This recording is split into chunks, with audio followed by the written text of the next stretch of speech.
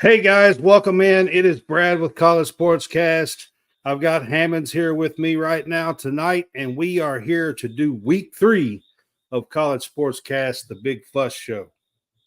Can I please have your attention? There's all a commotion around here. What are you talking about? Let them yap at you. It's actually very exciting. And our new What is up, guys? our new co-host, Mr. Cricket. Yes, I got a cricket in here tonight. It's driving me crazy. So if you hear it, I apologize, but it's driving me more crazy than it is you, I promise. I've already been trying to find it and everything else since I've been in here tonight. But needless to say, he's going to join us for tonight on College Sportscast. All right. Oh, goodness. If you guys are with us on Facebook, you can help support us by sending stars. Sending stars helps us earn money to continue to make more content, or you guys can subscribe to our page, and that is 99 cents a month to subscribe to our Facebook page, and that will help us make money to continue to make content for you guys as well. And yes, Josh, we will get to that, but that's not the most important issue. But we will get to that towards the end of the show. So John has a little bit of something he wants to say, and we are going to pick that up towards the end of the show. I don't know if Jason's going to be here with us tonight, but he might join in. And then at 9 o'clock Central Time, 10 o'clock Eastern, we have a brand new segment that's going to be coming on here. It's called Ace in the Hole with our own Lady Luck. Her name is Mindy. She's going to come on and give us some pointers, betting pointers for the week coming up for week 3 here at college football here. So if you are a bettor, we're going to try to have a little bit of Lady Luck here at College Sportscast each week on Tuesday nights. So that is a new segment that's going to be coming up tonight. Excited about adding Mindy to the show from OG Cappers. She has been doing handicap betting for nearly 20 years or more. And we're excited about having her on the show. So what is that noise? We already said it, Josh. It's a cricket. We already said that, and he was on here with us. Yeah, he must have not. Yeah, he was on. We already said that. All right, John. We are going to get started with, I think, what was the biggest game of the week, and that was Texas at Michigan. In Ann Arbor, Michigan had a 23-game winning streak. I think it was the longest in the nation at home, I believe. I'm not sure. Georgia might have a longer one at home. They probably do. But anyways, it was 23. It was the longest for them. I do know that, for Michigan. And, of course, Texas went in there and pretty much had their way with the Wolverines on Saturday. So, John, what did you take from the Texas-Michigan game? Man, it just, they throttled them. Right out of the gate, they was up 24-3 at halftime. Quinn Ewers, to me, was spectacular. Texas has got playmakers everywhere. With the offensive line, I think, is ready to probably go toe-to-toe with the SEC. They're in that Georgia, Ohio State realm right now. I have to say they look really good the first 2 weeks. I thought they looked really good, and we're not really going to see much out of them this week. They're playing UTSA this coming week that got manhandled by Texas State last weekend. So I can't imagine that they're going to do much against Texas. But so far, Quinn Ewers looks – I thought he had one of the better performances of the weekend. He did. Quinn Ewers did this past weekend in Ann Arbor at the Big House. I mean, that's a tough place to play. 108,000 screaming fans. That's a tough place to go into and play. And I thought, like, he's really, really steady. I mean, you can tell he's been a starter for now. This is his third year, I think, starting. And I mean, you can tell he has that experience. He does. And the defense to me was physical and they was fast. Michigan, to me, just they're going to have issues all season long if they don't get the quarterback play straightened out. Their quarterback play is just it's mediocre, and they're going to, now the defense can do their thing, but the defense can only do so much, and I think that's what the position they put them in Saturday. They was just so many times where they was put in bad spots, and Texas just took advantage of it. And we looked at it last year. Texas made the playoffs, and to me now, I think Texas is on that road to possibly win it all. They got moved up to number 2 in one of the polls. I mean, do you think they deserve to be above Ohio State? I mean, do you think they? I think they do right now because I think they do right now just for the mere fact they went into Ann Arbor and won. Now, Michigan don't probably have the best team that they've had in a while. But at the same time, that's a tough environment to play in, even if Michigan is, not the same Michigan from a year ago. And I think, right. Where does Michigan go from here? I mean, where do you see them? Are they going to be an 8-4 team? Do you think they're going to be a 9-3 team? Do you think they can make some noise in the Big Ten, or where do you think this Michigan's team falls? It's really hard to say. We've seen, which we'll get to it in a minute, Notre Dame lost to Illinois. Michigan's lost to Texas. Neither team right now to me looks worthy of a playoff spot. But that doesn't mean that, the picture can't change, especially with the 12-team format. That's new to everybody. Right. With ranking the teams. The question to me is how much better can Notre Dame and Michigan really get? If they can prove to the committee that they're worth a spot, I think they can get in there. But not only do they need to play better, they need to they have to run the table and beat some ranked opponents to along the way to get back into this race. I mean, I'm going to be honest with you. The next one that we were going to talk about is the Northern Illinois at Notre Dame game. And I mean, for me, Notre Dame, when you looked at their schedule after them beating Texas A&M at Kyle Field in week 1, when you looked at their schedule kind of set up. I actually had Notre Dame in my top 12 for my college football playoff rankings last week. And their schedule kind of set up for them very nicely, I thought, until Northern Illinois goes into South Bend. Mm-hmm. And I think this is one of the bigger upsets in a very long time. It is. And I think, we was talking about the 12-team playoff. I think for the Irish, their only path is one of the 7 at-large bids. They're not getting the others. Nope.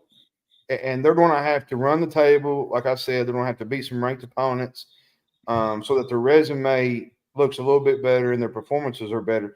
Notre Dame a week ago was sitting in high cotton. They beat A&M on the road. Everything looked great.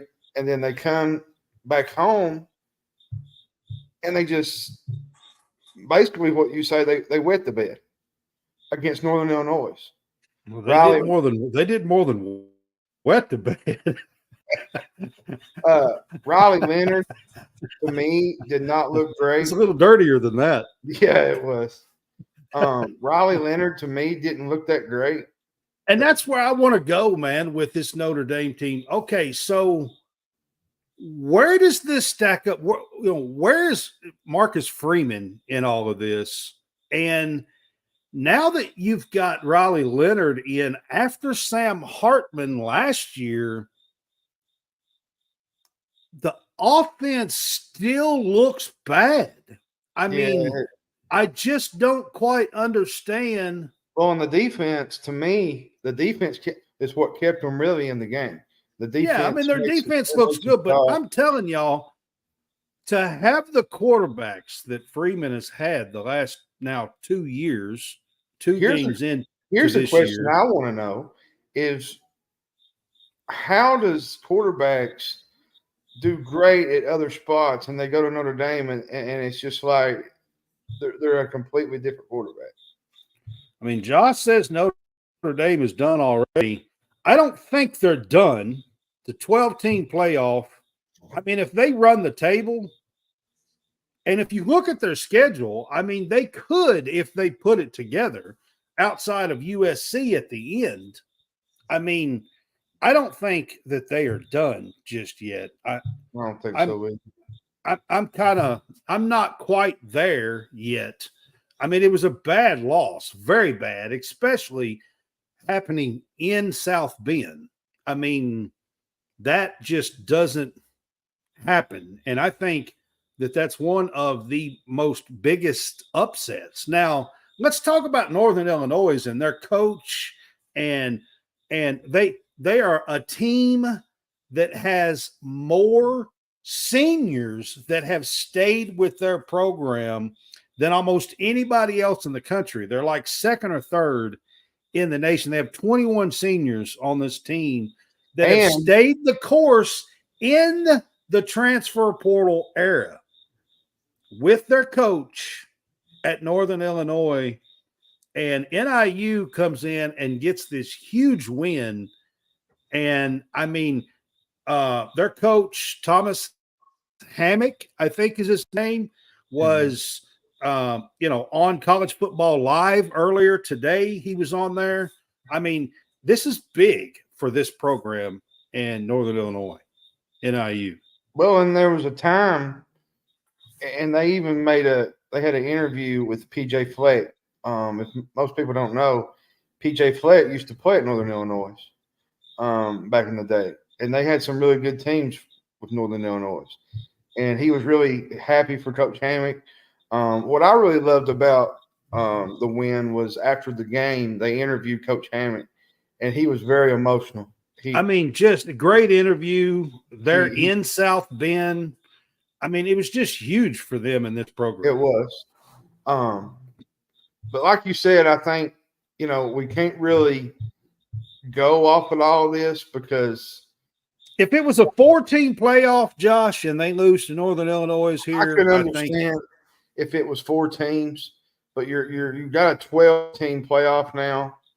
You got a chance to right the ship, but you're going to have to right the ship pretty much unscathed probably the rest of the year. All the way to the USC game for sure. You're not going to be able to just all the way to the USC game, which is the last game of the year. They have to be unscathed, I think. And what I was saying, Brad, I just want to know how a quarterback, like we look at Sam Hartman last year, we look at Riley Leonard this year. I want to know. They play so great in the ACC at Wake and at Duke, and now they've come to Notre Dame, and that's what – what is this saying about Marcus Freeman? And I'm going to be honest with you. This is Notre Dame football. So, is Freeman's job on the line here? Let's be honest. I don't think it's on the line yet, but you can't drop the kind of games that he's dropped the last. He lost to Marshall last year. Yeah, he lost to Northern Illinois this year. You can't drop that. I think it was the second or third game last year that this happened. You just simply can't drop those games. This is Notre Dame, and you just can't do it. All right, I'm going to get to another one here, and y'all are talking about being on your high horse and that kind of stuff, and ranting a little bit. I got some stuff to say about Kansas State at Tulane. Tulane played their asses off, had several leads. Kansas State was fighting back. I thought the Big 12 officiating crew in this game down the stretch was just terrible. I mean, I think they absolutely screwed Tulane at the end. They did not call a pass and interference call with 12 seconds to go in the end zone, where the guy basically run over Tulane's receiver. And then with like 5 seconds to go, they negated a TD that Tulane did get. They called it a TD, but somebody else threw a flag for offensive pass interference. And it was at the 1 yard line. The guy was just trying to get off and run his route. And the receiver has the right to do that. And I'm going to be honest with you. This Big 12 crew, officiating crew, was horrendous. And if I was Tulane, I'd be filing some complaints with some officiating crews, leagues, conferences, whatever you want to call it. So I'll start with that. I mean, Tulane lost this by 7 at home. They scored a touchdown that got taken away. I thought this Tulane team played great, and they go to Oklahoma either this coming week or next week. I think it's this week. I believe it is this week. And Oklahoma didn't look great this week either. And this Tulane team is playing some football. Mm-hmm. Did you watch any of this game? Oh, I was at the game. I didn't see none of it. Oh, that's right. That's right. You didn't get to see any of this game. I'm telling you, Tulane looks great, and I thought they should have had a chance to beat Kansas State in that game. And then the next one that was playing about the same time was the Arkansas-Oklahoma State game. That was playing about the same time as this game. And Arkansas led – they were up 21-7 at halftime, okay? Mm-hmm. Arkansas led most of this game. In the fourth quarter, they did catch them. Oklahoma State took a lead. Arkansas tied it back, but they kicked field goals at the end of regulation with basically under 2 minutes to go, both teams, and it went into overtime 31-30. Arkansas made some mistakes, some penalties. And Arkansas in overtime didn't look good. I mean, they didn't even look like they were wanting to score, to be honest with you. They didn't look good. Of course, I was at the UK Oklahoma game State and scored on their second possession. And on the second possession, you have to, according to the rules, go for 2. So they wound up winning 39-31. Well, and in the second. I was at the game and overtime. I was kind of checking scores from stuff, and I looked up and it was Oklahoma State. They was behind 21-7 at halftime, and I thought, I was like, maybe Arkansas is better than I thought they was, but in which they are. They're a better team than they was a year ago, but you can't make the mistakes and have the penalties and the things that they had on the road and expect to come out of there with a win, and especially in a place like Stillwater. They bet the points. That's why they look terrible in overtime. This is a game. Both of these games, I lost both of these games in our pick'ems and in bets and stuff by 1.5. Both 1.5. I lost both of them. So, I mean, sometimes you win some, sometimes you don't, especially when you're betting points. That's just the way it is. But I lost both of those games by 1.5.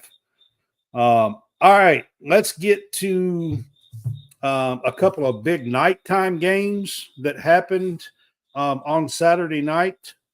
The first one I want to get to, John, is Tennessee over North Carolina State in Charlotte. I mean, they basically just ran over the Wolfpack. They did. Charlotte. When I look at this Tennessee team, I look at how elite their offense is. Their defense is really good. under Tim Banks. I'm going to tell you something. Nico Iamaleava might be the Heisman runner to me. I'm not ready to go that far, but he's looking very good for a he's redshirt doing freshman. things that, I mean, some people knew that he would do, but they didn't think he would do it this quick. And I think he's proven that. You know, the receivers they got in Squirrel White, they got Brew McCoy, they got Brazell from Tulane. And that ain't even to add that they got Dylan Sampson in the backfield. And they got so many weapons that they can use. And listen to this stat. They held NC State. Many thought would be a really great NC State team. NC State has a tremendous wide receiver that could be 143 total yards. Yeah. I mean, I'm not taking away because this NC State team is a pretty good team that's going to be towards the top of the ACC when the season's all said and done. If they're not, I'll be shocked. And Tennessee's defense, also, this is another stat that I pulled up yesterday. They've went 12 straight quarters without giving up a touchdown, but dating back to last year against Vanderbilt. Right. I mean, to me, you have to give it to them. I mean, so far Tennessee looks really, really good. Now, you know, they played Chattanooga and then played a pretty good NC State team here. Well, you know, this so weekend they kind of go away from that. They'll be playing Florida. They kind of go away from that this weekend. They go back to they play Kent State, which they should handle pretty easily in Knoxville. Yeah, I mean, you're not really going to be able to tell a whole lot about Tennessee this week. They're probably going to kill Kent State. I mean, yeah, Kent State is the true test to me will come in the SEC, which that's always the case. The SEC opener is on the road in prime time against Oklahoma in 2 weeks.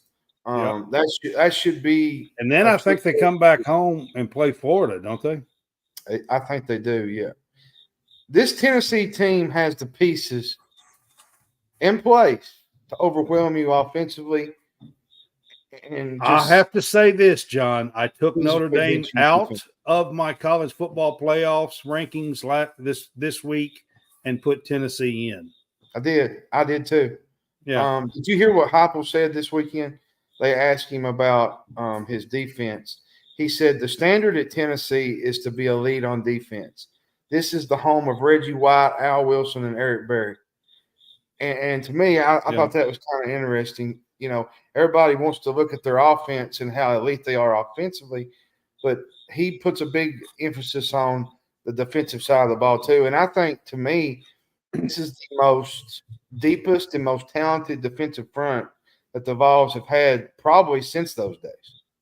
They got 2 or 3 guys.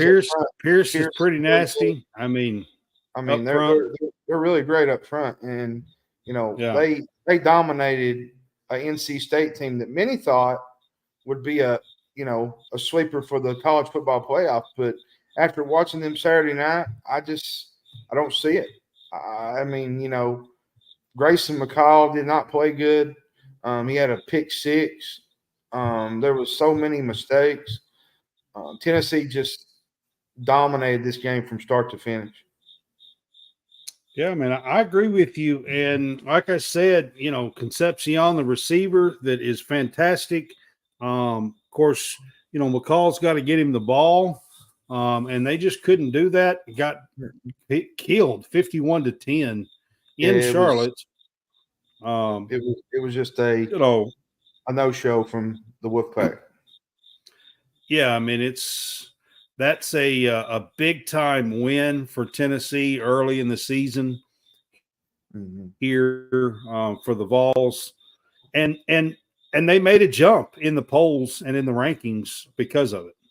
Yeah, and another team made a jump. USC made a jump to I think 7th. So yeah, they did. Which they beat Utah State. They're not a great football team. Yeah. So, Another game on Saturday night that was a very good game was Nebraska, was Colorado at Nebraska.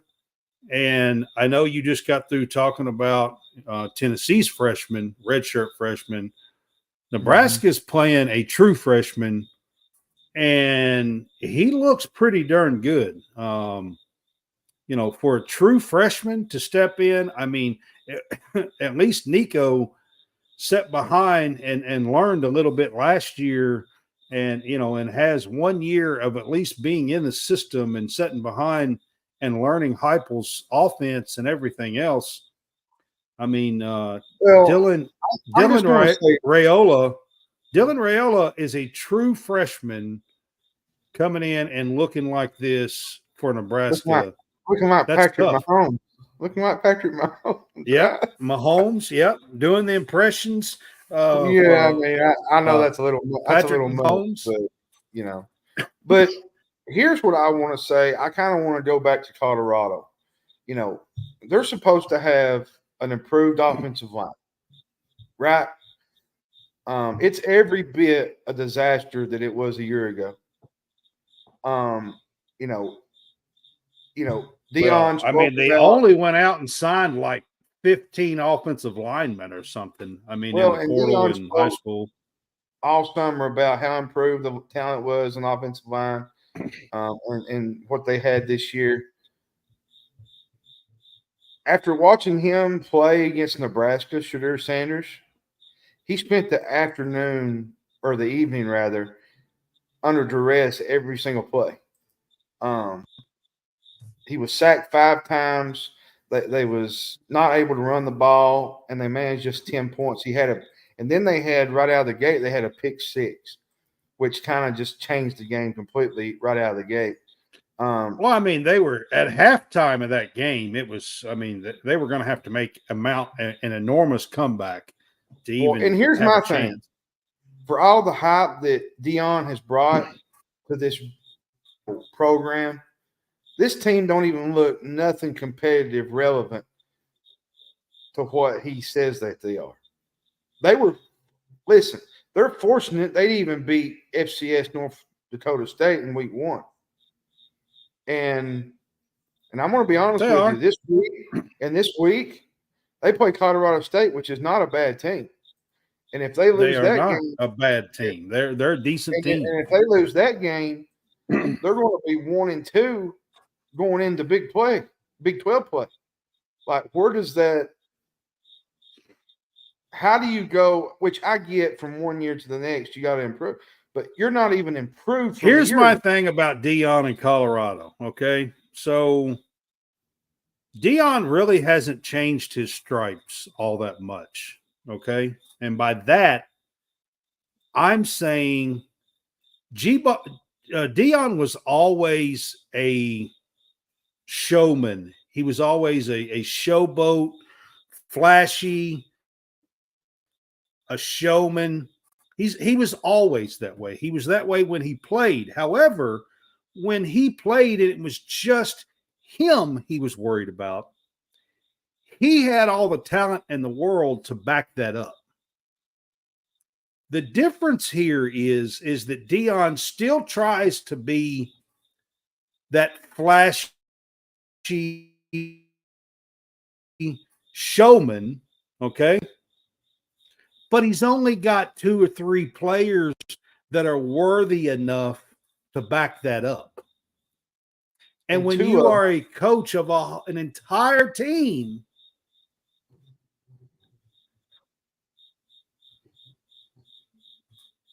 you know what I'm saying? When you're the coach of the entire team, yes, he's got a couple of players with Travis Hunter, who I think is the best player on that team, and Shadur Sanders.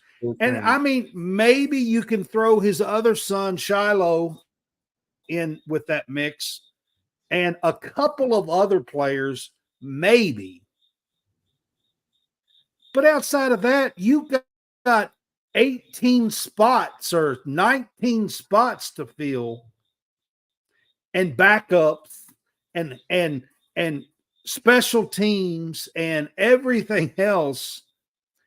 And he just can't back it up because there's so many other factors and players that have to perform. And he's trying to still be this flashy showman, boasting, and it's just not working, if you ask me. No, it's not. That's my deal with Dion and But Colorado. But on the other side, But on the other side, I look at Nebraska. This team is much improved at quarterback. Their defense caused a lot of pressure Saturday, which we won't really know much about Nebraska until they really get into the top level of the Big Ten. But I'll be honest with you, this Nebraska team has a really opportunity here to be in the mix for the Big Ten championship. Because their schedule sets up really well. And they finally got a quarterback now. They got a run game. They got some receivers. It does. Coach Rule is really doing a great job at Nebraska. I think they could, looking at their schedule, if they take care of business, they could be 7-0 going into the Ohio State game, which would be a huge thing for Nebraska football. If you can get that upset, then and the big thing about Nebraska, they're ranked this week. I mean, they could be 7-0. Yes. After that, they probably will be. And like I said, if they can keep winning and taking care of business, I think Matt Rule is doing a fantastic job in his second year at Nebraska. Landing his quarterback was huge for them. Huge, just absolutely huge for Nebraska football. And I mean, I think it's good for college football to have Nebraska at least in the fold and them not be a doormat in the Big Ten. Because ever since they've been in the Big Ten, it seems like that's what they've been. Yeah. I know they had a few decent years early, but it seems like that's what they've been. All right, another game I want to get to that was Saturday night as well was Boise State and Oregon. If you guys have not watched Ashton Jeanty run the ball, they have 3 touchdowns against Oregon. I think that's what he had was 3 Saturday night. You're freezing up a little bit. He had 6 the week before. So in 2 games, I know he's got 9, maybe 10 touchdowns.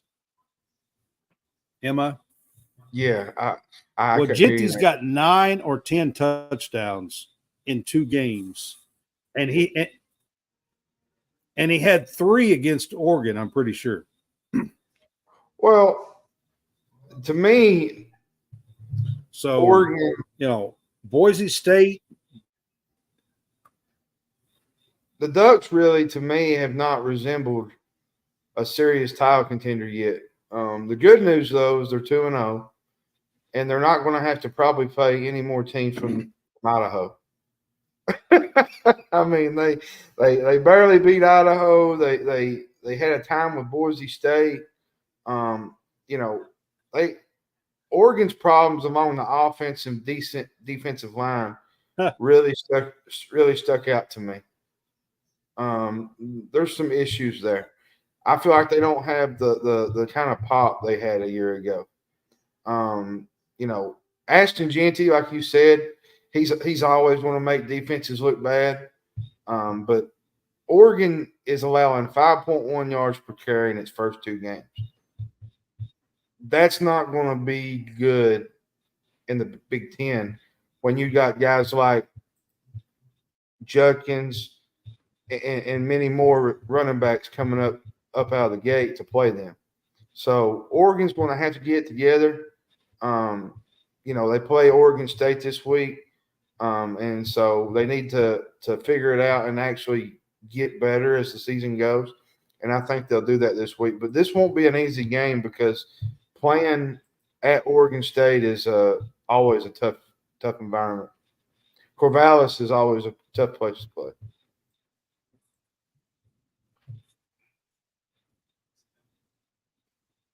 I agree. All right, guys. I am going to try to get, or does it still say Boise State for y'all?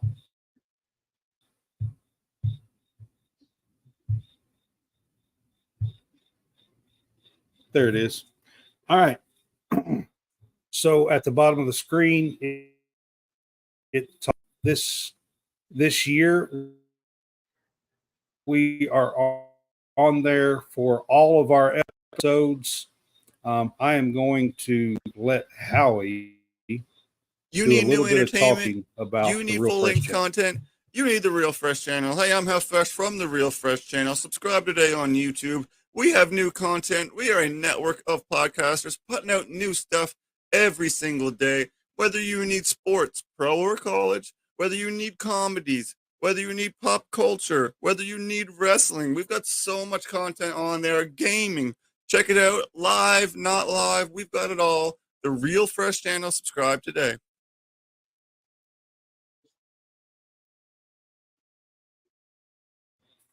All right, guys, that was Howie Fresh.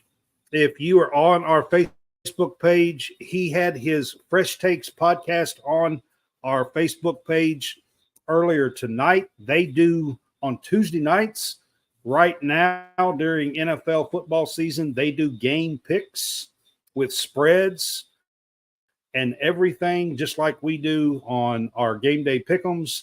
They do game picks, pick'ems for NFL games. They do that on Tuesday nights. Join us at College SportsCast for that, and go to the Real Fresh channel and subscribe on YouTube as well. And we are proud to have Howie Fresh and the Real Fresh channel as part of College Sportscast. Next segment here. All right. The new poll. New poll come out on Sunday. And for the first time ever,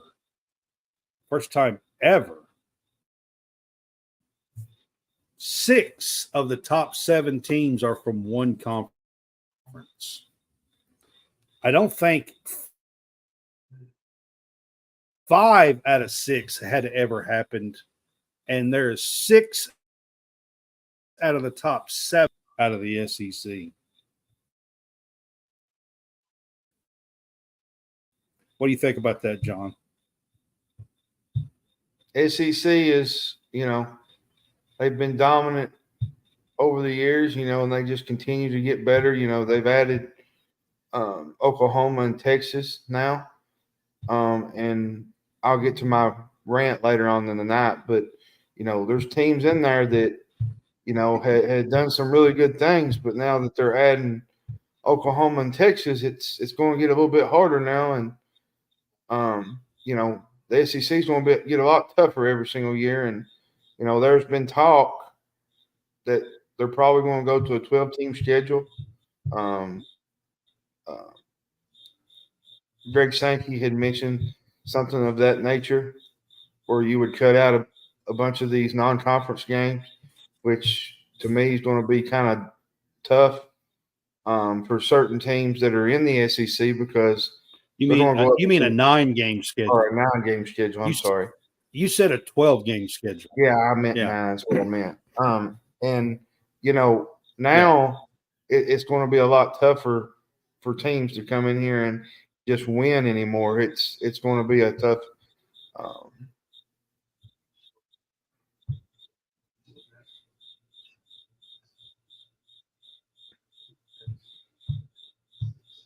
I mean, my thing is, the reason why I'm bringing it up is because, it's never been done before. There's a lot of good conferences. The Big Ten is going to be a good conference now as well, adding teams. I think it's just like to see 6 of the top 7 in the SEC. Like, you can't get much better than that. No, you can't. I mean, at all. You can't get much better than that. All right, let's go on. I want to get to and I'm going to name this as part of our Pick Six segment here for this week. So I have been doing this year. If you go to greenvillesportsmedia.com, you can check out each week on Mondays. I have been releasing my CFP rankings for College SportsCast. I did that yesterday. The only team that I took out from the prior week was Notre Dame and put Tennessee in. As far as the power conferences, but I did change my group of 5 pick. Boise lost at Oregon, so I took Boise State out of the 12th spot. And right now I put Memphis in there in that 12th spot for the group of 5 spot. Those were my changes, my list, John, and then I'll ask you about yours. But my list, of course, was Georgia, Ohio State. My number 3 spot is Utah out of the Big 12 because they will get a bye. Number 4 spot, I have Miami out of the ACC. My 5 is Texas. 6 is Ole Miss. 7, I have Oregon. 8, I have Alabama. 9, I have Penn State, I believe. 10, I have Missouri. 11, I have Tennessee. And 12, I have Memphis. That is my 12. And that is not an order of best. That the top 4 are conference winners. That's the way it's going to be bracketed out for the college football playoff. So, John, let's talk about yours for a second. Mine, I got them wrote is down. yours similar to mine, or do you have it different? I got Georgia at 1, Ohio State at 2. You're going to be shocked about my number 3. I got Miami Hurricanes. I have them at 4. So I think they're going to win the ACC. So 4 is Utah. Yeah. Right. 5 is Texas. So I have those flip-flopped. But 6 is Alabama. 7 is Tennessee. 8 is Alabama or Ole Miss.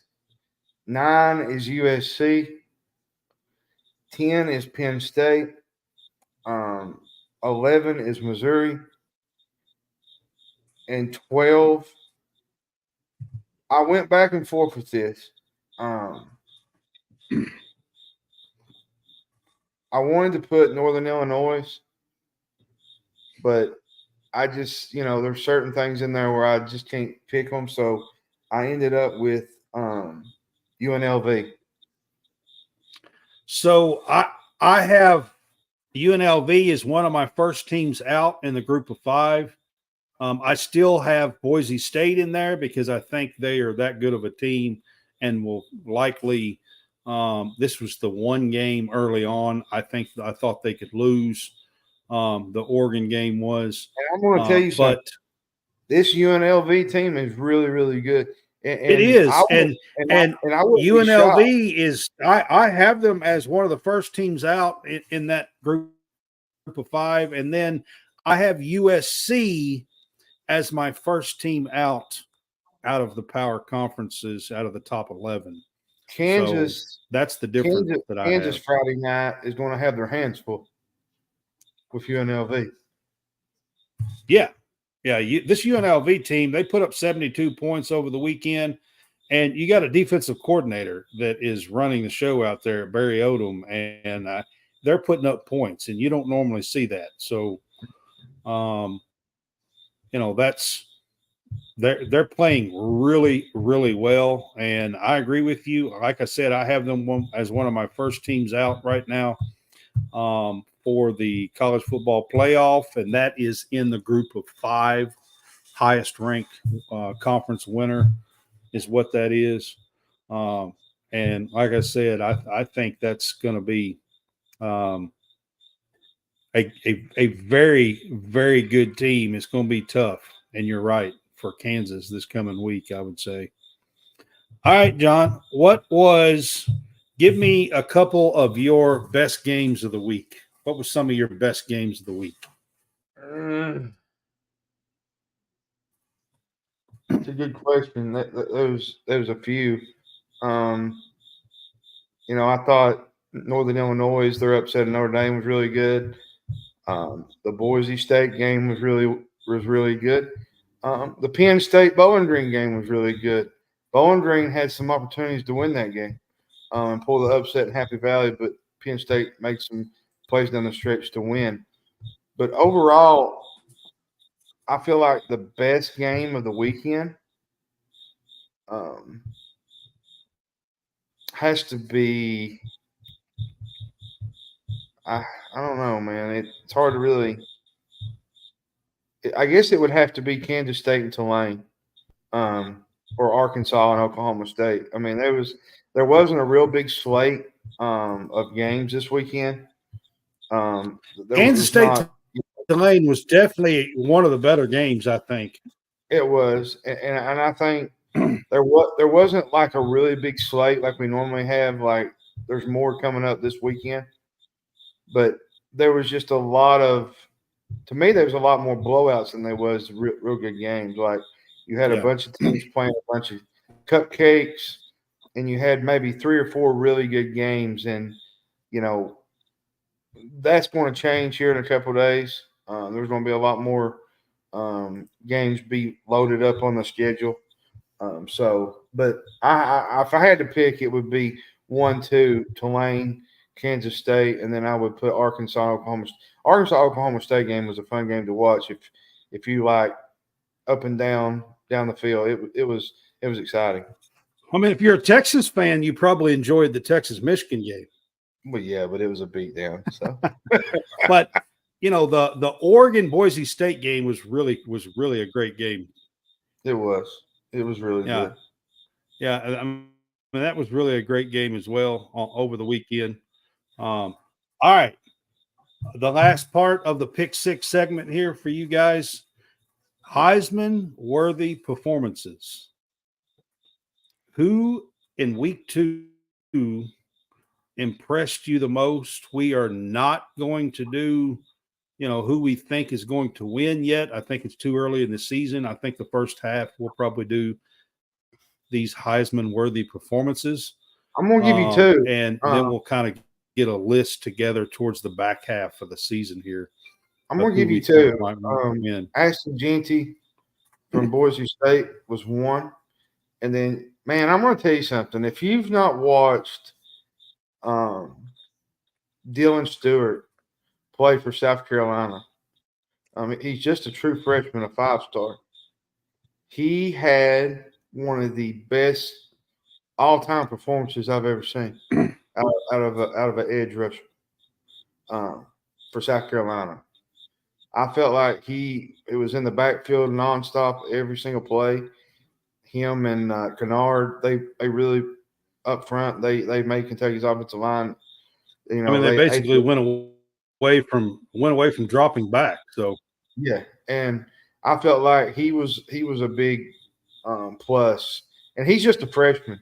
Cole Kublik had made a statement Sunday that he had a play where the quarterback had went out of the pocket and Dylan Stewart had ran the opposite direction all the way around and chased him plumb down on the other side of the field.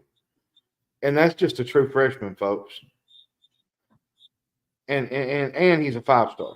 So, to me, I would put Dylan Stewart in the mix with Jeanty is definitely right up there again.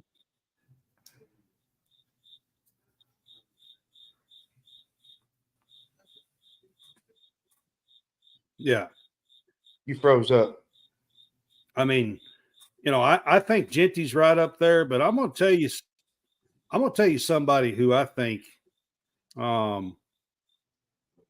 is playing really well, and that's Ewers. Yeah, I Ewers think Ewers is playing extremely well.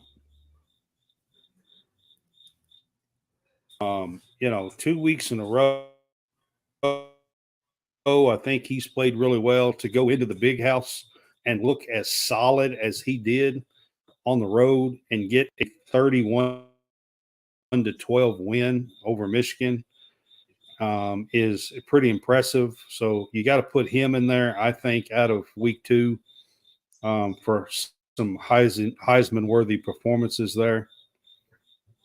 So that's 2 of what I am going to put up for our Heisman worthy performances. All right, John, the good, the bad, and the ugly. The good And for me, we are going to begin this, and then at the end of this segment, hang on just a second. We're going to begin this, and at the end of this segment, we will likely have Mindy join us for our new Ace in the Hole segment. And we're excited to have her come on here in just a few minutes. We've got about 7 or 8 minutes here to go through the good, the bad, and the ugly for week 2 of college football. So we're going to take kind of our time, get through this segment here before Mindy comes on. So, John, you don't have to come up with just one. You can do 2 maybe if you want. But what's your good out of week 2 in college football? Texas, going to the big house and taking care of business. I felt like that they just completely dominated that game from start to finish, defensively, offensively. My second one would be Tennessee. I felt like this would be a closer game than most people thought, but Tennessee made sure that didn't happen, and they just took advantage of, the things the mistakes the NC State made, and they just blew them out on national television. The bad would have to be Auburn.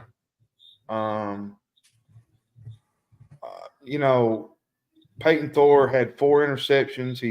He did not play well.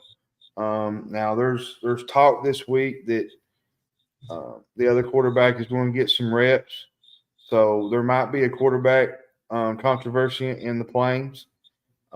That was just, to me, was just an ugly, ugly showing by Auburn. But their defense kept them in the game.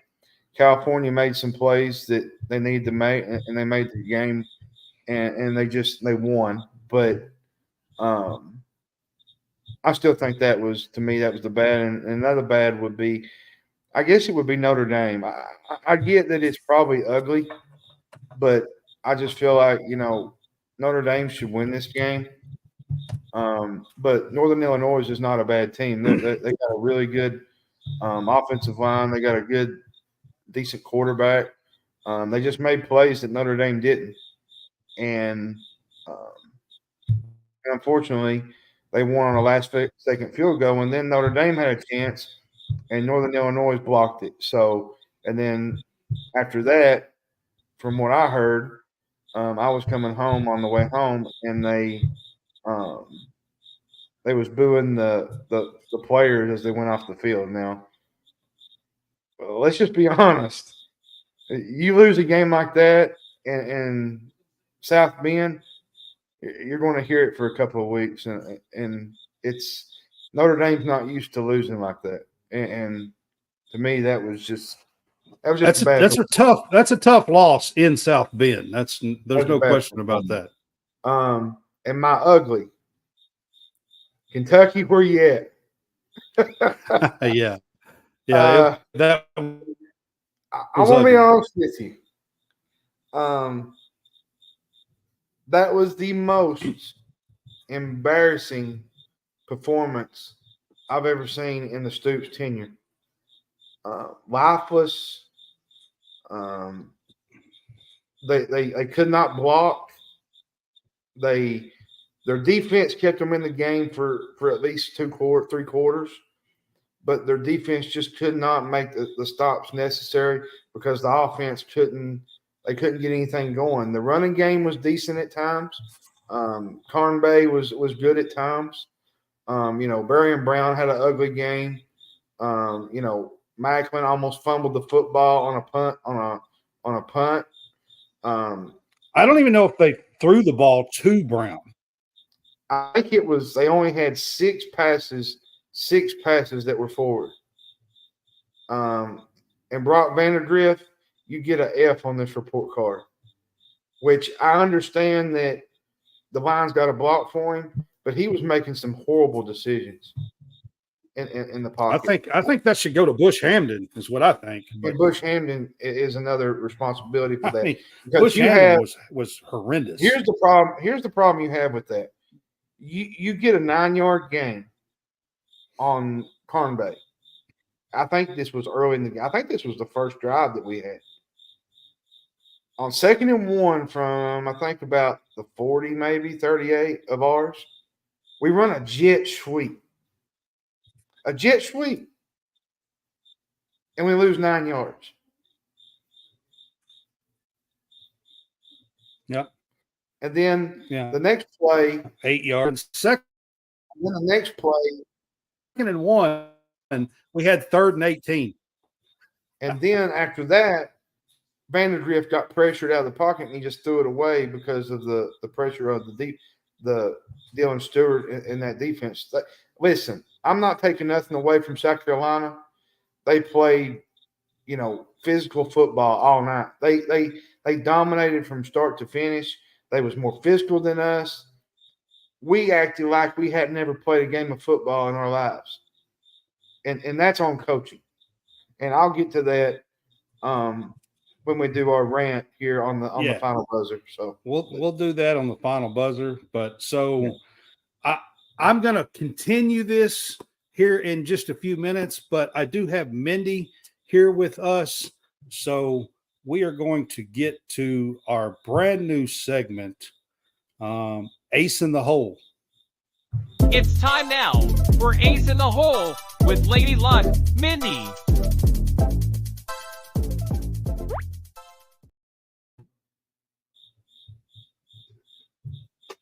Sweet intro. Thank you. Yeah, I tried to get you a little bit of an intro there. I like it. It's not fantastic or nothing, but I put something together there for you to have a little bit of an intro there for you. I appreciate it. Yeah. So this is Mindy, and she is with OG Cappers, and I'll let you kind of introduce yourself here. Yeah, so I am a professional handicapper. That's what I do, right? So I've been doing this since about 2019, professionally. It started when I was an 8-year-old young gal. My dad was a terrible sports bettor. And so from there, I always thought that there had to be a better way to do things instead of my dad being like, all right, it's Monday Night Football. And, suddenly, we're down $800. Who do you like, Redskins or Giants? Right. So. Right. Yeah. Yeah. There's surely a better pattern to all this or something, right? Yeah. So I thought there had to be a better way. Right. So everything that I do is based off of analytics. I'm not your gal that knows all of the players out there. That's not me. Right. I've tried to come up with a system where I don't have to care as much about injuries and things like this. I play a lot of the numbers. So I have a certain variance in my modeling, and I compare those to Vegas opening lines. And I know with this amount of confidence factor, right, with these two things being the same, because I track all of my wagers, I know how frequently they hit with a certain confidence level.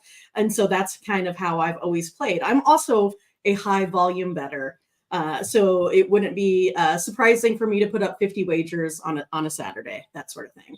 I always feel like it's easier to hit, say, 11 out of 20 than 2 out of 3, just so you know. Right. So there's a little bit of introduction for Mindy here. She is going to hopefully be our Lady Luck. I'm going to call her Lady Luck Mindy here for College Sportscast here. She is going to come on Tuesday nights here around this time so you can join us on Tuesday nights the rest of the year here. And she's going to come on and give us a few, at least, of her best picks or hottest picks or whatever she wants to come up with. I will say this before we get started here with our picks, with your picks, Mindy. She is a Nebraska fan, so she's probably in a pretty good mood over the first couple of weeks here with Nebraska and Matt Rule and what Dylan Raiola is doing, or Patrick Mahomes II, or whatever you want to call him. Yeah, little Cuzzo. Yeah.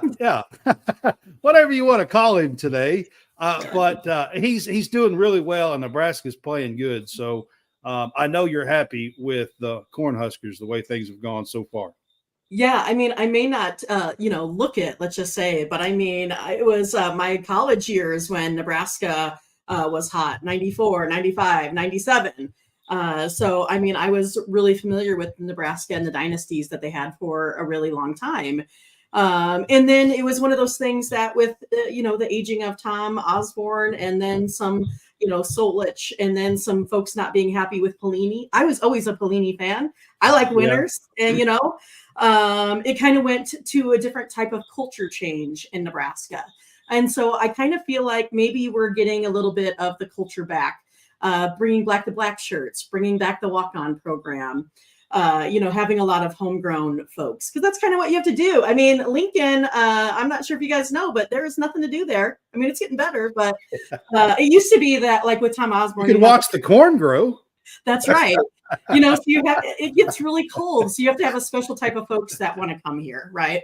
And that's usually those that are born and bred. Well, I have a guy that's part of Greenville Sports Media, which is part of what we are. He does a Nebraska podcast, and his podcast is named "Run the Damn Ball." That's his podcast. Yeah, Run the damn ball. Ever since we tried to go to this West Coast offense, it's been a little bit, disappointing, because you have to have the right players to do that, and we just didn't have that pipeline from the folks from California, Florida, and Texas. We used to get all of our folks from New Jersey. That's where Tom Osborne got them all. Tommy Frazier, the Peter brothers, Lawrence Phillips. That's where they all came from. So I'm excited. It's one of those, like, I'm hopeful. I just feel like if Raiola can, do more good things than bad. That's kind of how it's been. Nebraska's lost 12 games by less than 7 points over the last 2 years. Breaks not going our way. But I feel like he's a guy. I mean, he has a heck of an arm. That's for sure. And as long as we don't turn the ball over 5 times, a game will be okay. All right. With all of that said, this is Ace in the Hole with our Lady Luck, Mindy. And we are going to I'm going to give her the floor and let her kind of do her thing. I might add 1 or 2 things here at the end before we let her go. But Mindy, what is your best picks for the week 3 for college football? All right. Well, I mean, I have a few. I also kind of wanted to get back. I kind of caught you guys on the tail end of this, Georgia-Kentucky game. I mean, do we think that there's any sort of way that Georgia's not going to cover, 24, 25, 26 in this game? If I'm betting, I'm going Georgia to cover. That's all I'm going to say. So, yeah. I mean, I think this one might be over at halftime. So that's one of them that you guys can go ahead and take a look at. But I'm going to go ahead and break down. I'm from Nebraska, but I'm going to break down my neighboring state because I have all of these Hawkeye fans that totally love me there. I'm sure. So we're going to go ahead and take a look at this first game between Troy and the Iowa Hawkeyes here. So we're going to take a look at the total. Because what it is you have Iowa here, this new year, new offense, right? And then suddenly they get their butts kicked by Iowa State by not scoring in the second half. Right. Yeah. I mean, that's not an Iowa that I think that we're going to see the rest of the season, right? I mean, they're going to get things back together. I think this is one of those that is probably going to be a little bit of a get right game. It's going to be hard for Iowa to only, rush for about 90 yards a game. They always do better than that. So I expect a pretty big comeback here. Also, meanwhile, like Troy, they're 2-0 as well. They average about 21.5 points a game. I think if we look at 21 points a game there, plus Iowa has to get right on offense. We're going to go ahead and go over that total of 38.5. Okay. So you're taking the over? I'm taking the over. All right. Correct. Okay. Yeah, that's All play right. number one. All right. All Ready right. for another one? I'm ready. All right. Should we try the Apple Cup? So this is going to be Washington State Cougars versus the Washington Huskies. Okay. This is always a pretty decent ball game. If you are a Husky fan, you'll be excited that it's at home this season. But Washington State always gives them a run for their money. But suddenly you're running up against, I think, a Huskies team that with Will Rogers, he's completing like 75% of his passing. I think he has more talent.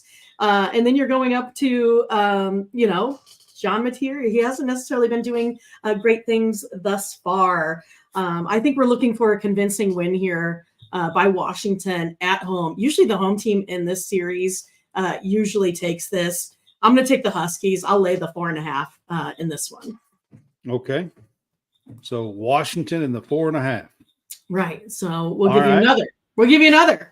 Okay. We're ready for it here. This is probably my favorite one. This is probably my favorite one. I'll save the best for last. How about that? All right.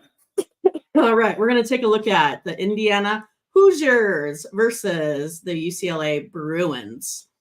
Interesting game. If you talk about teams going in polar opposite directions, right? Right. I mean, you're looking at Indiana that probably doesn't have as much talent as UCLA, but they probably have a top 25 coaching staff. And then they're going versus UCLA that has probably a bottom 5 coaching staff with all of those changeovers that they made. I mean, only, beating Hawaii by 3, that's pretty embarrassing. And the Hoosiers are out there just putting up tons of yardage, averaging about 300 a game. I'm definitely going to go ahead and pick Indiana here, -3. One of those that you could probably go ahead and lay the money line, pay like a -150 or something like that, just to get rid of that juice. Because, they do have to kind of fly across country there. But I really, really like Indiana -3. Indiana put up 77 points last Friday. I think they played on Friday night. Yeah, that's what I said. We have polar opposites, right? UCLA scoring 16, these guys putting up 77, coaching staff disparities. And then you do have more talent on UCLA, but I just don't think they're going to be able to make up. Indiana's coach came from James Madison, and he brought a lot of those players from James Madison with him. So the talent level, like you said, is probably not there, but they know their coach and they play strong for him. And, they know the offense as well, because they, a lot of them came with him and run the offense last year, James Madison. So but look at it. I mean, early on in the season right now, you're 4th nationally in offense and 6th nationally in defense. It's not too shabby. I like it. No, absolutely. Their coach is getting it done, especially early on. Like I was impressed on Friday night with Indiana, and you're totally right. I have not been impressed at all with UCLA with anything that they're doing so far. So that's 3 good picks. Yeah, and then I know that you guys were also wanting a couple upsets. I got a couple if you want to take a look at those. I'm gonna assume that your lock is probably the Georgia-Kentucky game. I really like that one. I think it's over at halftime. I'm sorry. Yeah, I mean, listen, I'm just throwing it out there. All right, and then upset pick of the week. I mean, if you think you've got a couple of upsets possibly here, we would love to have a couple of those. Sure, we'll do a couple upset alerts. This is just going to be a little bit fast, not too much of a breakdown. It's going to be Memphis versus everyone's favorite team, Florida State, right now. I'm going to take Memphis plus 6.5. They may go ahead and just win this one outright. They're more motivated right now. All you got is that Florida State team with a whole bunch of transfers that's just there for paychecks. I think it's going to be a rough outing again, a rough season probably here for when Florida mercenaries State. Don't get their path the way they think. They're basically mercenaries, and right. You know what I mean? So now they're just disinterested. I 100% agree with that statement. I think they're very disinterested. They're there getting a paycheck. I mean, there's good and bads of the NIL. It's not what I thought it was going to be when we started it. Yeah, definitely. I was a college softball player, and so I thought it was going to be, hey, you're going to get your room and board paid, and you're going to have a little bit of spending cash. I did not realize that this was going to be, no, you're making like $5 million a year. Like, I didn't realize it was going to be that. I mean, now I think we're no longer going to have the dynasties like the Alabamas. We're not going to have the Nebraskas, the Florida States. You're just not probably going to find a team that you can be able to keep because people are there for money. I don't blame them, but I don't necessarily think that we're going to be able to have the dynasties. But maybe that's good for football, right? To get new people in there every year. Maybe it could be. Do you have one more for us, or is that? I do. I have one more. It's not super exciting. All right, but it's Pittsburgh versus West Virginia. I'm going to go ahead and take Pittsburgh plus the 2.5. This is another one that I think they can win outright. They're just going to go ahead and have more talent than West Virginia. West Virginia looked really sloppy there versus Penn State. I think Pittsburgh has the oomph. They're going to get it done here. Again, so it's just a little one. You're picking the underdog in the brawl, huh? Well, that's right. Yeah, all right. All right. Well, my upsets. Memphis outright. Pittsburgh outright, but I'll take the points. You know me. You got to take the points, right? I mean, but if you want to get serious about playing something on the money line, that's a couple games for you. All right. Well, Mindy, thank you for joining us here at College SportsCast. I really do appreciate you coming on Tuesday nights and kind of giving some of our viewers here some advice. And I know you do lots and lots of picks. Like you said, maybe 50 on a weekend. So, volume, you're saying volume helps. See, I've always done things a little bit differently because I've always felt like what Vegas is feeding us is how they want us to be. I don't think that's the way to beat Vegas, right? So I'm kind of interested what you got for the Saints Cowboys Sunday. What if I haven't made it that far? See, if I have requests, you guys can go ahead and send those to me throughout the week. But I don't have anything right now. I'm a Cowboys fan. He's a Packers fan, which they're not a real good team. So I just like to give him a head go. Rub it in. I mean, I liked it. I had the Cowboys over the Browns. I like what the Cowboys are doing. I didn't understand that line other than historically, they haven't covered. But they're kind of in the Browns are kind of in shambles. But I was impressed by the Saints, but they were playing the Panthers. Yep, this is true. They're playing. Mindy, we appreciate it. This has been Ace in the Hole. This is our new segment here at College SportsCast. If you want to find Mindy, she is on OG Cappers and lots of other things, I think. But you can definitely find her. I'm out there on Tony's Picks, a whole bunch of good stuff. Yeah, but you can definitely find her at OG Cappers. She does baseball, like 15 baseball picks every darn day. Right. She's like all over everything. So, exactly. she like I said, she uses analytics to do her picks, and it's pretty cool to watch how she does everything. And so we appreciate you being here, and we will see you next week. All right. Hey, I appreciate it. We'll see you guys later. All right. Thank you, Mindy. Right. Take care. Good luck. All right. Have a good night. Bye-bye. It's time now for Ace in the Hole with Lady Luck, Mindy.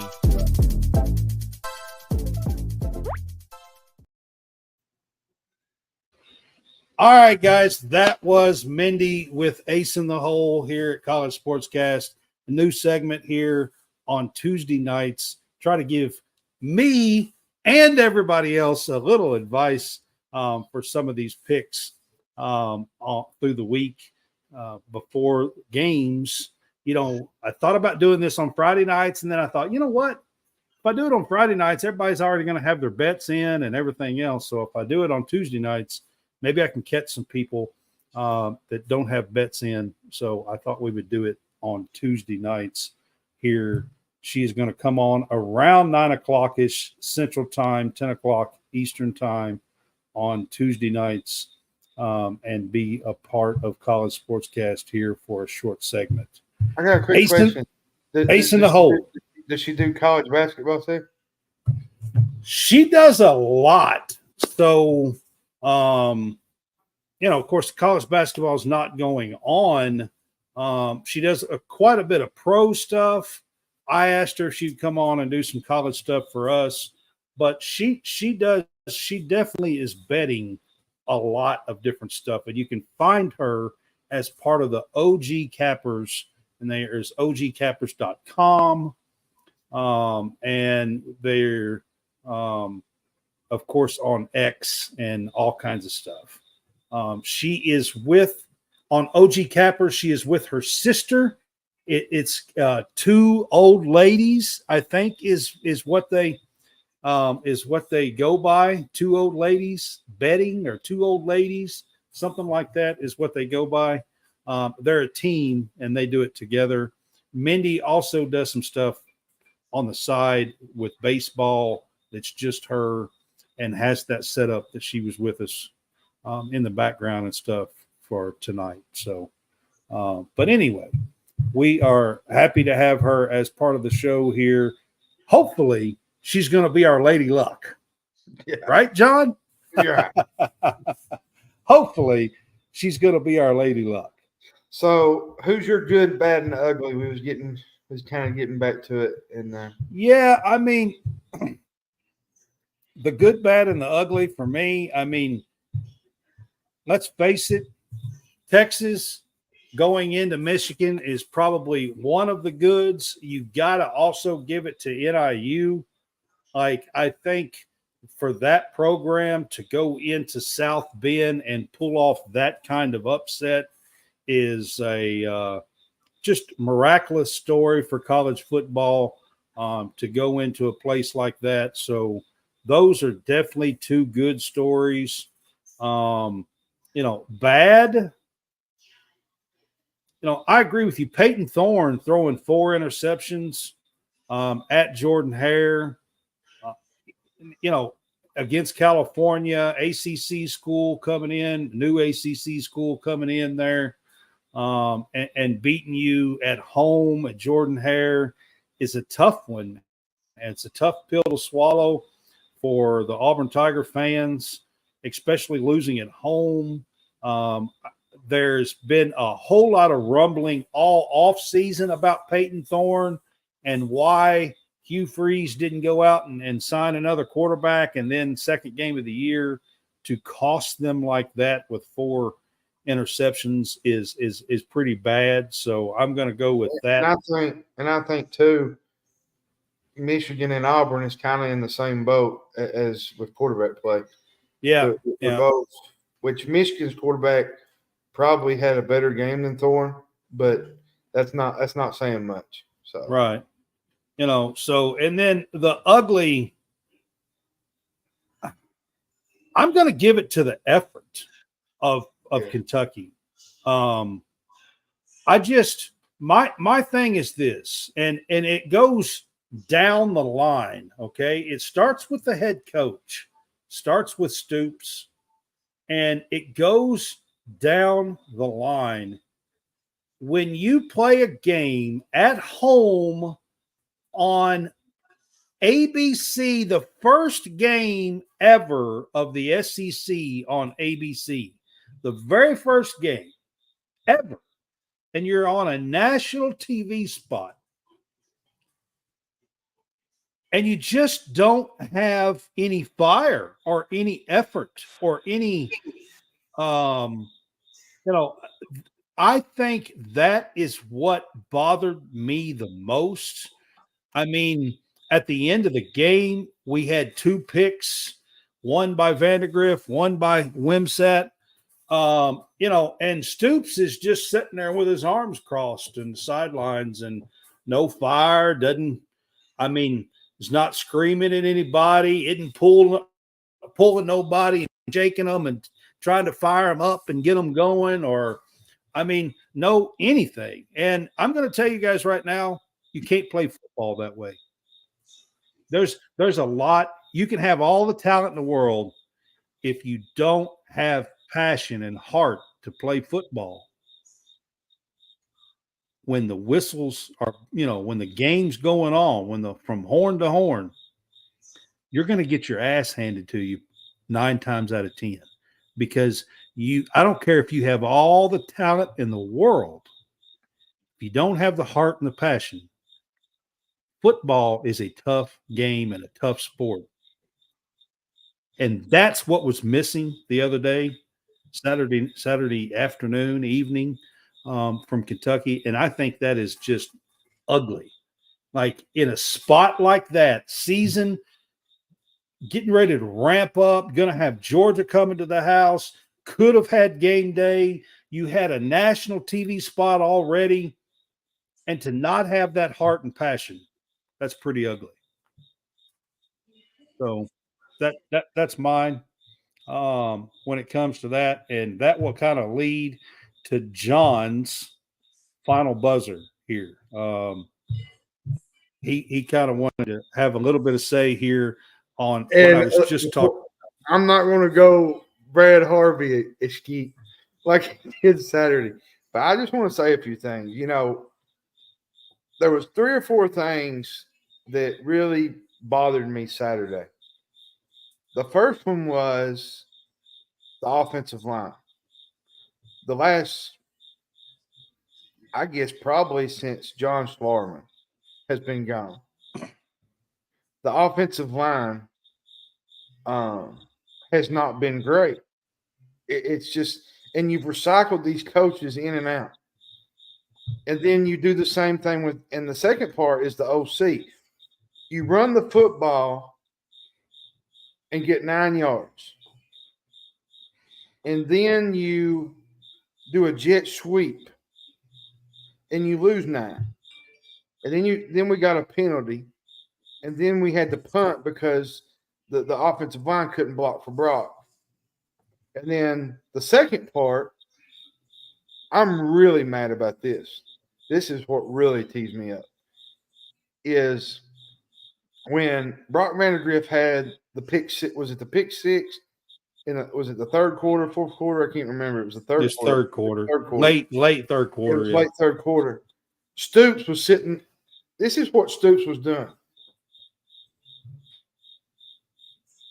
the whole time.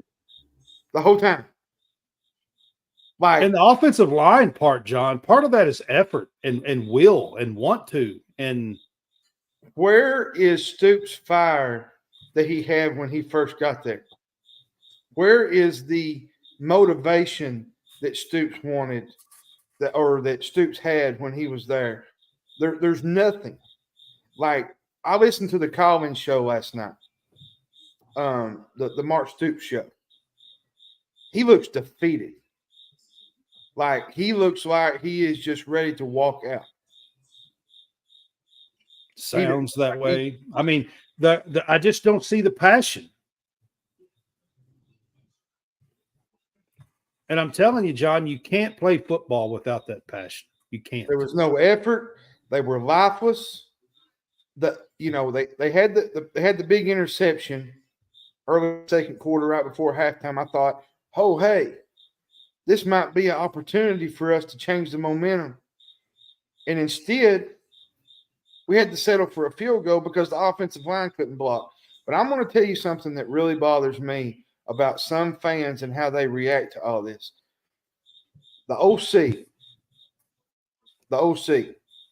We had Liam Cohen, you had Scanner Grello, and then you had Bush Hamden, which we had Shannon Dawson, I think early in Stoops' tenure when he was there. And who else did we have? Oh, Eddie Gran. Eddie Gran was there for a while. Eddie was the only one that really Has lasted. there not been a like the same thing happens every single time? Like, I mean, I get, they're different coordinators. They have different things that they do. But every single time we get a named OC, it feels like Stoops' hand is in that offense.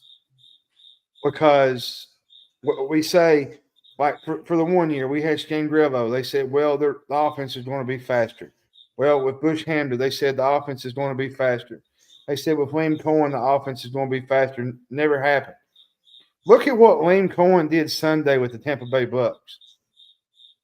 They scored 37 points against the Washington Commanders, which I get. Washington Commanders are not a real good team at this point. They got a lot of issues. They're having a first-year coach. But does that not tell you that there's problems in Lexington when Stoops keeps recycling these coaches in and out every single year and nothing ever changes? I'm going to tell you something. I've been a big defender of Mark Stoops since he's been there, but not anymore. And Well, I'll you say got to this. score points, and in this game today, you can't beat people. You can't beat people 17-14 on a consistent basis. I mean, you Look just can't at do Tennessee. it. Look at Ole Miss. Look at Missouri. Look at the teams that are, improving. Even South Carolina, which they struggled at times at quarterback, but they made plays when they had to win. Like, I get the defensive part of it. I get that you have to play defense to win, but you also have to score. You also have to put points on the board, and that's not what we're not doing. That like last year, the Wireman, I definitely remember the 80s and 90s. That's when I went to a lot of games. So absolutely, I remember the 80s and 90s, and I don't know what that really has to do with what's going on at Kentucky right now, because the game is completely changed. You absolutely have to have some passion and fire. You have to care, and I don't see that. You have to score points in today's game. You're not going to consistently beat people 14-10 or 17-14 or 10-7 like the 80s and 90s, especially the 80s. Kentucky won games. I mean, not just Kentucky. I mean, college football was a different beast back then. I mean, you won games 13-7 and 14-10, and I mean, that kind of football doesn't work in today's game. I mean, you absolutely cannot do that under any circumstance. You have to score points, and the honest truth is for years now. I mean, that was the issue that Kentucky fans had with Eddie Grant the last 2 or 3 years that he was there as the offensive coordinator. And outside of the first year with Cohen, the 21 year, this team, Kentucky, has continued to struggle to put points on the board and run any kind of efficient offense. And that's just facts. You can look it up if you want, but I mean, that's just facts. And it's been going on for years. You have had different people, different coordinators, and it's been the same thing. So, I mean, there are some things that absolutely have to get fixed. You cannot play football passionless and fireless. And that is a huge, huge concern for this Kentucky team going forward. And you think they played Georgia on Saturday. I'm going to tell you guys right now, if they don't come out with some fire and some passion at home, Georgia's going to boat race this team. Just like Mindy said from, lock it in, it's going to be over at halftime. And that's exactly what's going to happen if they don't come out with some fire and play like they give a crap. And that's going to be 2 back-to-back weeks on national television getting humiliated. That's the absolute honest truth. Like, they just don't play with any passion. And that's a huge concern. Huge. All right, guys, that is going to wrap it up. We have been on. Can I just say this real quick, Brad, while you did? what are your thoughts on Stoops' comments that he thought the team actually played really hard? They didn't play hard, Anthony. If look at the game. Look at the game. Look at the way they played. I mean, they played lifeless. Not just played, but the sidelines was lifeless. There was no fire. There was no motivation from the coaches. There was no there was nothing there. I mean, and then it's plain and simple. I don't need somebody to tell me. I saw it. It's pretty. I've been watching football a long time. You can see when somebody has some fire in football. It comes out pretty clearly. Well, and on top of that, the Vince Marrow comments that he made this afternoon, somebody had posted something and he put laugh out loud, and which I get it was over a meme that they made of John Sumrall, but you're sitting there laughing while you just got boat raced 31-6 by South Carolina. Like, what is going on in Lexington? What's going on behind the scenes that we don't know? It's like, do they even want to be there? Well, I'm going to tell you right now, if they keep getting beat like that on national TV, nobody's going to want to be up there. I mean, you got to find some passion and some fire to play in football. They'll be lucky to have 30,000 people for the Ohio game. I mean, that's just all there is to it. There's no other way around it. I am going to end the show with this. We've been on for a while tonight. Follow College Sportscast on Facebook, YouTube, TikTok, Instagram, on X. Our handles are on the screen. That's what that is, Brad CS Cast and JH Spores. And I'm going to say this, Brad. I'm not mad at Wireman. I understand where he's coming from.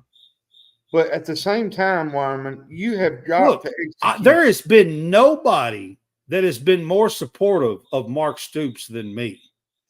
I love the man, and I love Vince Marrow, and more of them. I have loved Brad White. Now, I mean, but the truth is, you cannot play like that at home and have a 2-8 record in the SEC over the last 2.5 years. You can't do that at home. You just can't. I don't care what coach. I don't care if your name is Nick Saban. It don't matter. So if you are on the other side of that, you're wrong. Because if your name is Nick Saban and you have a 2-8 record and getting demolished on national TV at home against an average SEC team at best, there's an issue. That should not be happening. Whether you like the guy or not. That's as simple as I can put it. That has nothing to do with it. Liking somebody has nothing to do with it. Absolutely nothing to do with it at all. And you can mark it down. There'll be a half-empty stadium on national television Saturday if this happens again. And that's sad. So, because you get two nationally I'm going to end the show with that. And you should have won. You should at least won. The one that we should have showed out on is already passed. We've already screwed that up. That's already passed. The one that we should have shown that we are Kentucky, that we have improved, that we are going to handle our business as a damn near 10-point favorite at home. We've already screwed that one up. Monica, not a chance. Go Dogs. I know Monica, and she is a huge Georgia fan. I know, Monica. I'm not even predicting a win, so you're good on this end. Like it's basically a moot point at this point. Last week is the one that you show that we are, an improved team and going to play with some passion and fire. That was last week. if they had won this game Saturday and not played really well, I could accept it because they're 2-0. And then you lose to Georgia, you're 2-1. But now you've screwed your season up. That you're going to have to fight to get to a bowl game now. Absolutely. And that's a problem. 100%. With the schedule early on that they had opportunities to at least win 3 or 4 games. And now you screwed that up by losing to South Carolina. You cannot continue to lose against average or below SEC teams at home. Under no circumstance can that happen. And not only did we lose at home, they got their asses handed to them at home. Now, I'm not denying that, Anthony. He said it'll be hard to get to a bowl game this season, I'm afraid. They got embarrassed at home by an average or less SEC team. Can't happen, man. I'm just telling you. Under no circumstance. And if it continues, and I said this before the season, that it couldn't continue. That it happened in 2022, it happened in 2023, and that it can't happen again. And guess what? We're sitting here 2 weeks into the season, and it's already happened again. Well, at what point is it too much? At what point are we going to say it's not acceptable anymore to lose to average or less SEC teams at home? Let me ask you this question. Wireman, I think that's going to be left up a whole lot to Mark Stoops.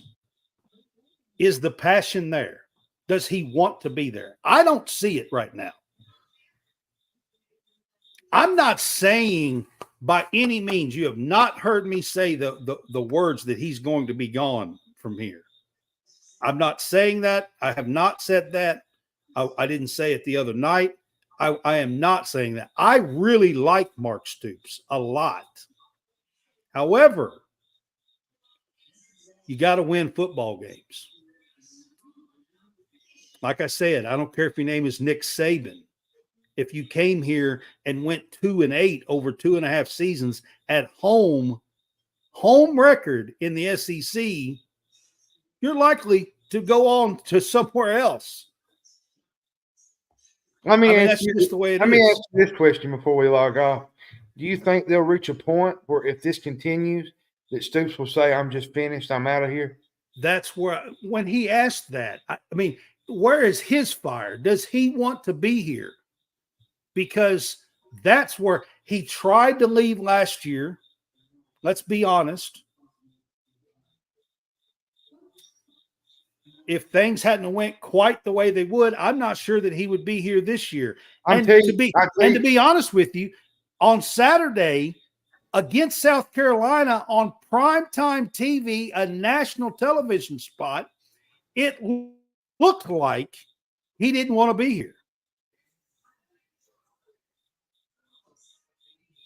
And I'm going to tell you something else that I think is going to be the deciding factor. And we can clear the air because I don't want to get Brad any matter. But the pony up comments, I think, is what's going to do him in. Well, that's, to me, that's over with. That was last year. That wasn't. Yeah, that doesn't even. So much that, but he said that, and then he kind of flirted with Texas A&M. I think that's going to be his undoing. Is flirt with Texas A&M.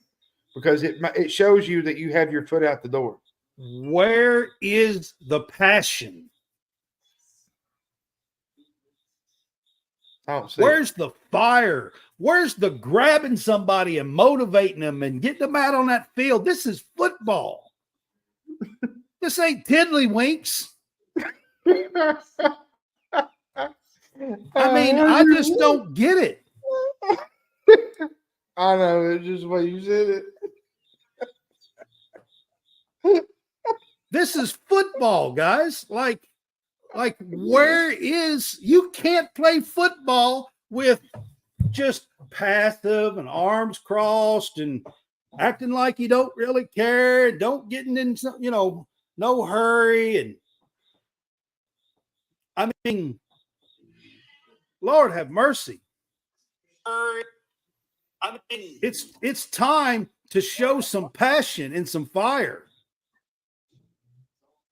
Again, he used to. I remember a time 3 years ago, 4 years ago, where he would lose his mind on the sidelines. Yeah, and it just never you never saw that Saturday. Like I remember a time when he would, like, you would almost be like, wow, like he might have a heart attack on the sidelines. Yeah, it was pretty intense. Yeah, and he was intense. My dad said, "Preach it, Brad." You can't play football passionless. You cannot.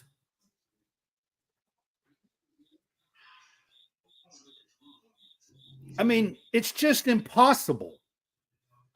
See, here's the problem that I have is, when they come out, did you notice early in the game when they was making those mistakes and Stoops, every time the players would run off, they wouldn't even say nothing to him. They would just have their heads down.